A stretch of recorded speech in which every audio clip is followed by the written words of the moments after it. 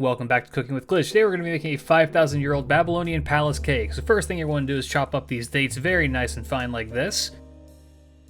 Transfer them over to some kind of bowl. You can use a measuring cup if you have one. Line a cake tin with parchment paper and then add the fruit that you just cut into that cake tin like this.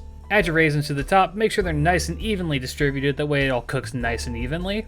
Add fennel seed to the top of your fruit like so. I don't have fennel in Japan, so I opted to use cinnamon. Next, you're going to want to measure out your yogurt, and then you're going to transfer it over to a mixing bowl. After it's in the mixing bowl, you're going to want to add in 2 cracked eggs. Mix it all together with a whisk or a fork. I prefer using a whisk because I'm not a barbarian. Make sure that it's all nice and evenly incorporated.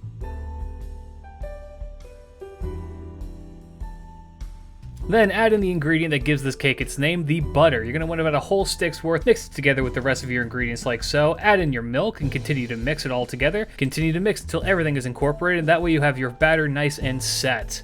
Add your combined liquids to your flour, mixing as you go. Do not add it all at once because that can cause clumpage. Make sure that you mix it so that there are no clumps of the flour, mixing from the bottom up with your whisk if possible.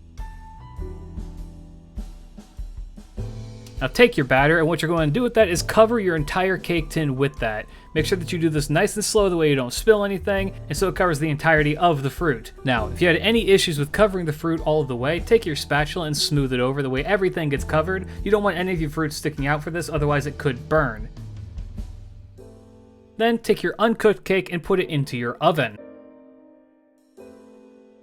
After about 45 minutes have passed, take your cake tin and set it so you can take your cake out as so. And there you go. There's your beautiful golden cake made 5,000 years ago for the royalty of Mesopotamia. And now you can have it as a delicious breakfast item of your very own. It's very good when it's fresh out the oven, but I would let it cool first. The way it all kind of comes back together. When it's too hot, the fruit can kind of fall apart. This makes for an amazing breakfast item. Goes great with coffee and maybe a little bit of cream on top if that's your thing.